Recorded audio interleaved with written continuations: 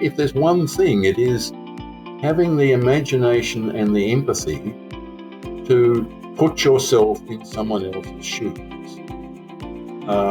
And in a way, that I think is the most important thing that history can do.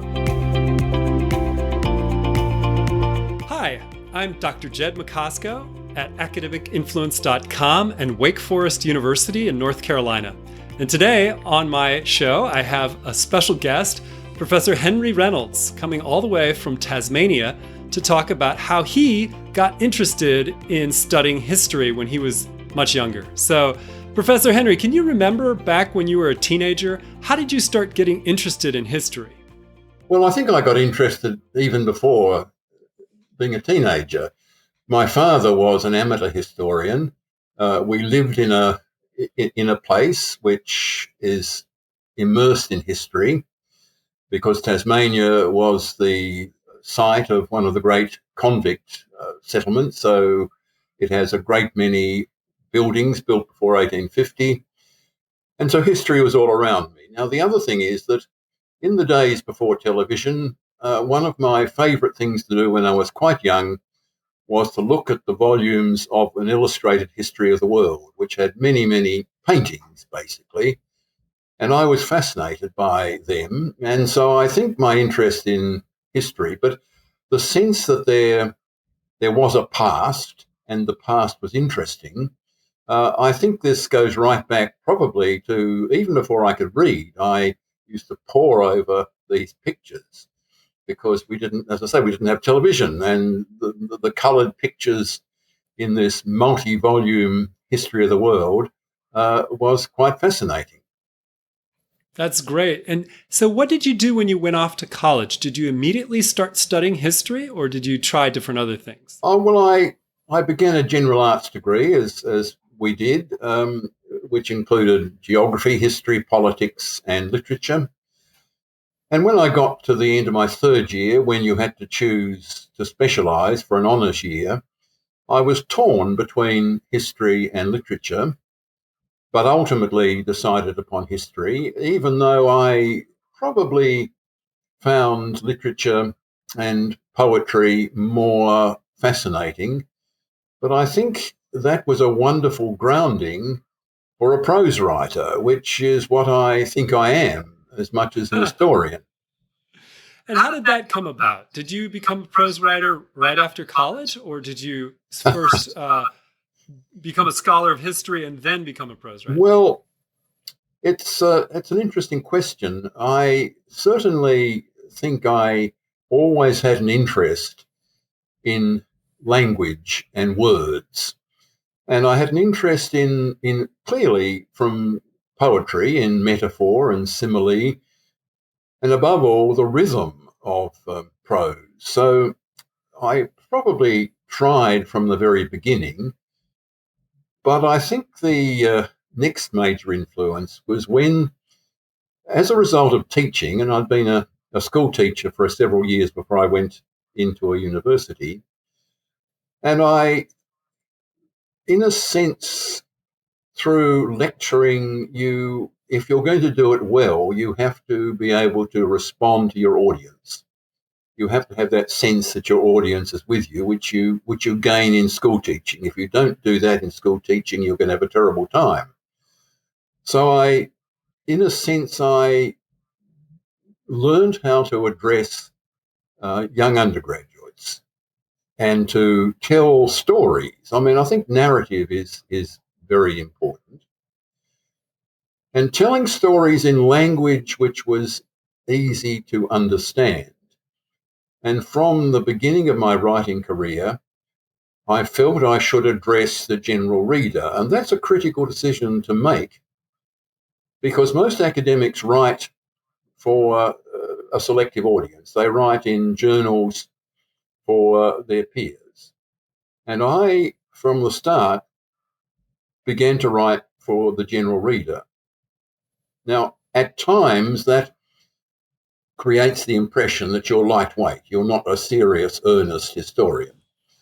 You are writing for the populace.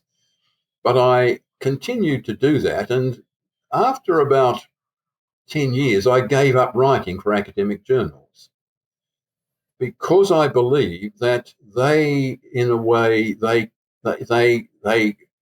get all this information and they lock it up, and only a very few people actually read it.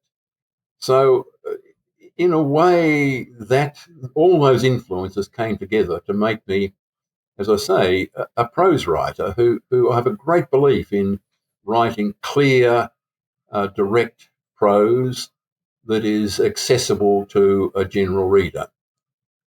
And what would you say would be your most famous work that you wrote? Well, I think it was a book called The Other Side of the Frontier. Now, this was the result of 10 years of research all around Australia and also in Britain, in the archives. I'd spent a long, long time doing this research, and I sat down to, in a way, write a general history. And I was grappling with the problem of how do you deal with two sides of the story? How do you deal with the settlers and or the invaders, whatever word you wish to use, and the Indigenous people, the First Nations? And I spent some time grappling with it. Do you do a chapter here and a chapter there? And then I suddenly decided, I wonder if I could write a book from the Indigenous side, from the other side of the frontier. And frontier is something that Americans are very familiar with. That is to reverse Frederick Jackson Turner's idea that the frontier was the frontier of the Europeans, and turn it round and write it from the other side. Now, I had no idea when I began whether I had enough information. This was long before there were computers. I just had great piles of notes from all over the place, different size bits of paper. And I had been collecting, just as I went along, collecting every bit of information where people actually talked about what the Indigenous people, what the Aborigines were doing. And once I started going, I realised that there was enough to write a whole book. Now, it had helped because I had begun doing oral history in Townsville, in North Queensland, in a way like your far west, our far north. And that had allowed me to begin to see the story from the other side of the frontier. Now, if you'll bear with me, I'll just give you the one, perhaps the most important occasion. With a couple of friends, including the Torres Strait Islander man Eddie Mabo, we were interviewing very old Torres Strait Islanders who were living in Townsville.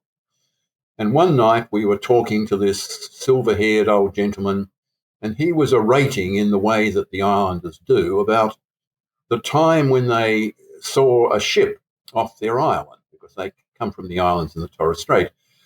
And he was saying, we were looking out and we could see them and we didn't know what they were doing. And we could see that they were looking at us with their, what do you call it, white man's eyes. And he said, oh, yes, telescope. So there we were, in a sense, vicariously seeing the white people on the deck of the ship looking at the islanders with the white man's eye. And in a sense, that really clicked and gave me the idea of writing a book with this distinctive perspective. So it was absolutely, no one had seen anything like it. And I was amazed that I had gathered so much material almost inadvertently, and I was able to write this book, which is still in print. It's still widely read. It's probably sold 150,000 copies, which in Australia is a lot of books, maybe not in America. And in a sense, I think that was the most significant book of all. Mm. And did it open doors for you to get to know people from the First Nations? Would they write letters to you or come visit you or ask you to speak? Or how did that all work out after you finished writing the book and it became more widely known? Yes, it obviously sold wide, mainly, amongst white Australians. But once again, I can give you one anecdote. I was visiting an Aboriginal settlement, which had been an Anglican mission called Yarrabah up in the rainforest. And I was talking to people, and one of the old chaps came along with a copy of The Other Side of the Frontier. And he said, everyone's read this book. And I've never seen a book in such a terrible state. You couldn't close it because it had been read by so many people that it sort of spread out like a fan because it had been handed around. Now, although that was only one copy, it may have been read by 100 people. So that was the sort of feedback that was so important. And they indeed, I think what they said, we didn't know white fellas could talk like that. So they felt like you had really found their voice, and it was surprising to them that you were white and you were able to talk from their point of view. Yes. We've never heard white fellas talk like that. So. Now, do you find your influence in writing prose from any particular authors that you read when you were growing up, or that you find your own voice sounding like, or is it completely unique because here you are, a white person trying to speak from the standpoint of an Aborigines? Yes, no, I'd say it's general. I mean, one of the people whose prose I was always, I mean, in some ways, some of the American novelists like Steinbeck and Hemingway, that direct, almost democratic prose that is direct and short and punchy. I think that was one of the major influences. I can remember saying to a young postgraduate who was struggling, with writing, and like many postgraduates, he felt that, the heavier the prose, the more earnest the thoughts. That if you have important thoughts, you have to have long, complex sentences. And I said to him, "Look, you're a very vigorous young man. You go mountain climbing. Why are you writing old men's prose? A good sentence." A good sentence should be like a punch, straight from the shoulder. Kind of a Hemingway. Boom. Well, you have to learn to write a good sentence, and you must start with short sentences. Yes. And that was that sort of American journalism, and I'm still very impressed by American journalism in this sense of wanting to communicate with a wide audience. And I don't think this is true of British prose journalism. So, yes, a lot of things came together. I'm almost going back to Wordsworth, to you in the lyrical ballads when he said that he wanted to use the language ordinarily used by men. So, yes, in that sense, there is a demotic quality about it of writing for as wide a readership as you can get. Wonderful. So were you a bit surprised to see any of the other names on a list of famous historians and to see your name right there in the midst? Or yes, I was quite astonished. I didn't know them all. I had to go back and actually read. Some of them I hadn't heard of, but of course, some of them are very famous indeed. So I thought, what am I doing in this company? But of course, it was. I was delighted. And has it been hard for you to pass up opportunities to leave Tasmania to perhaps teach in Sydney or Melbourne or the UK or United States of America? Or so how was that? Like, when were the opportunities that you had to permanently leave? Have you taken sabbatical time away from Tasmania? Tell us a little bit about your travels. Yes, well, I spent 30 years in North Queensland. Oh, wow. Now, I went there, as a very young person to a very, very, very small, the least prestigious university college in the country. It had just started in redneck country in far North Queensland, latitude 19. Do they call them rednecks in Australia? Oh, yes. Oh, yes. So it was a racist redneck society. So this is kind of like where Crocodile Dundee would hang out with his friends. Absolutely, absolutely. Okay. And those sort of characters really did exist. Wow. And the university was an amazing thing to do, to put a university college, and it was one of the first that was put in in provincial Australia. And so most people went for a short time, and this included quite a few Americans who passed through 3 or 4 years and then, worked their way up. But we, in a sense, got caught because my wife, Margaret, first became a councillor on the city council, and then for 16 years she was in the Senate, the Australian Senate, as a senator from Queensland. So in a way, that kept us in North Queensland. And by the time that I had established a name for myself, we really were stuck there. But I mean, we were very involved. It's not that I regretted that, and neither of us, because we really made our careers from that place. And in a sense, why my viewpoint was often different was that I was looking at Australia from the north down. And almost all the other writers coming from Melbourne and Sydney and even Brisbane and Canberra, Perth, Adelaide, looked at Australia from the south up. And in a way, that made what I was often saying very distinctive. Mm-hmm. Wow, that's amazing. Well, what brought you back to Tasmania in your retirement? Was it family ties or? Yes. Well, we'd always intended to go back. Tasmanians, Tasmania has a hold on people. You become very much committed to Tasmania as a place, and it is a very distinctive place. So that we were always intended to return, and as we did, the minute that Margaret finished in the Senate, we said, well, pack up the car and we'll go back to Tasmania, where we had family, and that's why we ended up back here. But so I've never actually worked in the capital cities.